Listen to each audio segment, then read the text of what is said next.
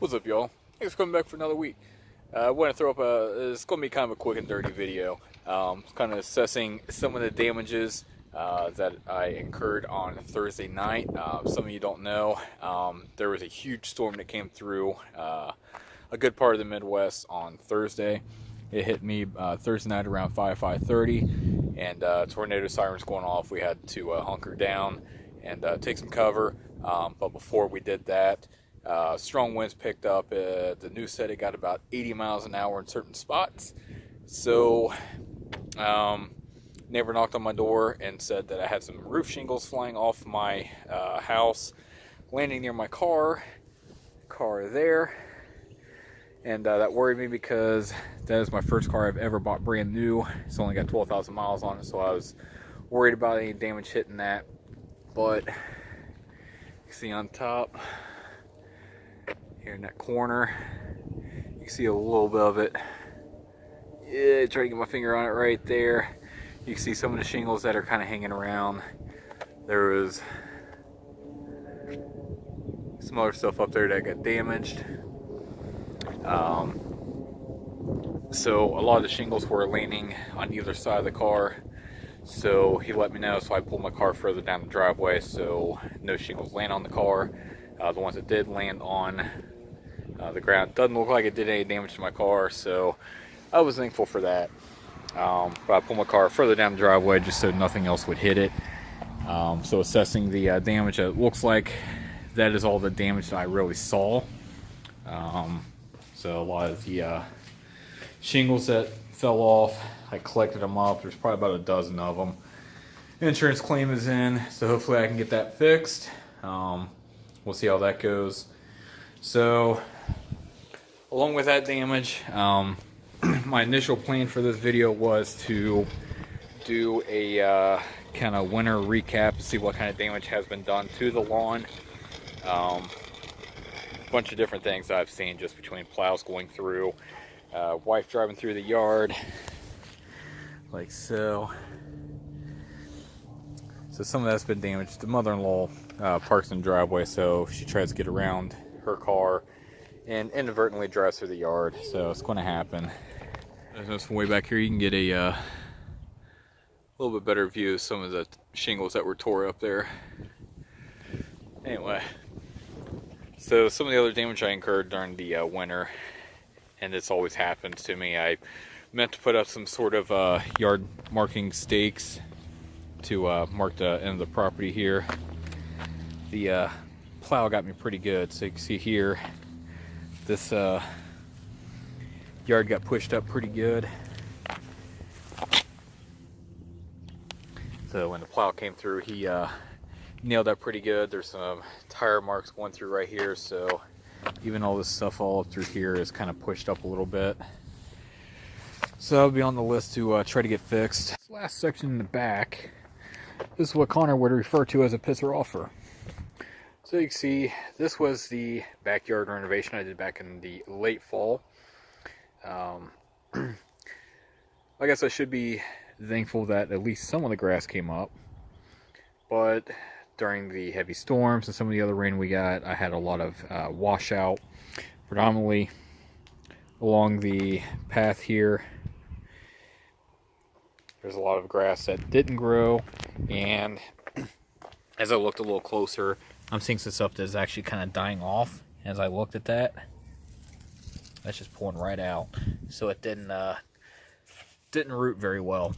So now it's starting to die off. The rest of the stuff I hear is fairly dark green. I think some of that did alright. Some of these other spots through here, as I get closer looking through areas through here and up through here, they're pretty bare, but there is some grass there. Maybe some of that will grow back in. It didn't germinate during the late fall. Not too hopeful on that. I got a feeling I'm just going to need to throw more seed down. Especially back here. I was just back here pushing my daughter on the swing and noticed there's hardly anything back there. So some of that germination, trying to do it late fall. That renovation was so it's going to need some more grass. So I've mentioned before about doing an annual ryegrass, put that down so it would grow in, wait for the heat to kick in, kill it off, and by then the rest of the fescue would grow in and take over.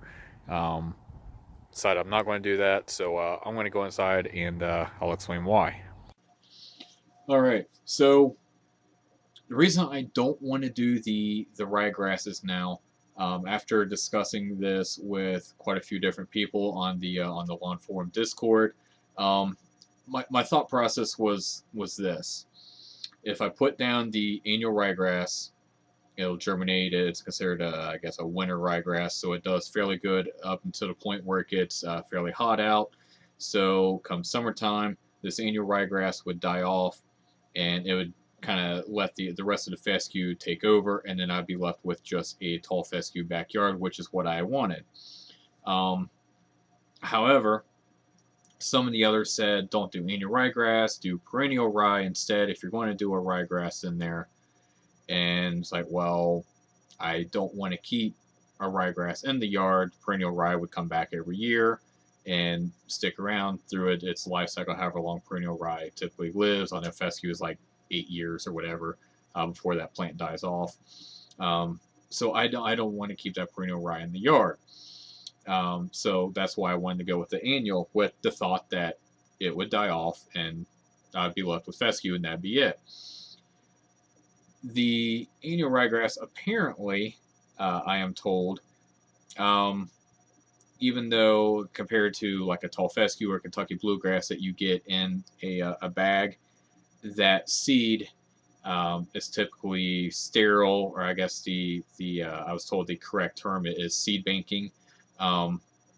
It doesn't, the fescues and the Kentucky bluegrass doesn't seed bank, which means when it gets tall enough and goes to seed and drops that seed, it's sterile and you don't get more grass out of it.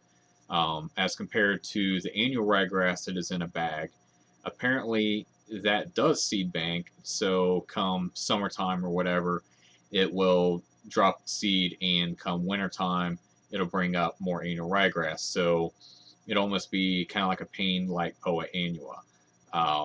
And the fact that it's kind of like a winter weed that will germinate and come back up every winter with the seed.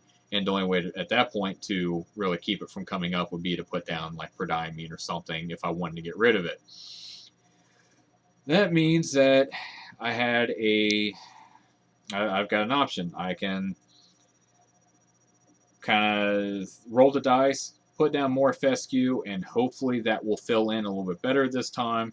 Or if I keep getting complained at that the yard is still bare back there and it's sopping wet all the time because there's not enough grass to soak up that water, I might end up having to do a little bit of perennial rye or something, try to get a quick establishment, soak up that water and fill stuff in so the kids and the wife and the dog can all go back there and play.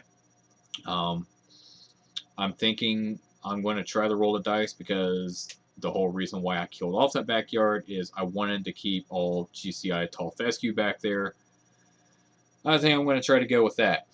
So my fingers are crossed that when I throw down more grass seed, I will get a little bit better germination across the areas that are bare and do a little bit more trying to level things out and make sure it doesn't wash out this time. So I have a little bit better idea of low spots and things that I need to kind of watch for, so I don't have any more washout.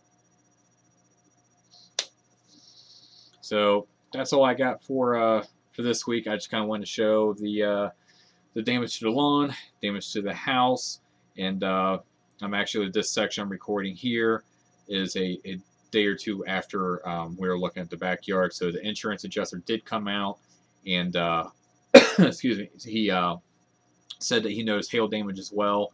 He's converting my insurance claim over to hail damage, and so I'm going to get a new roof.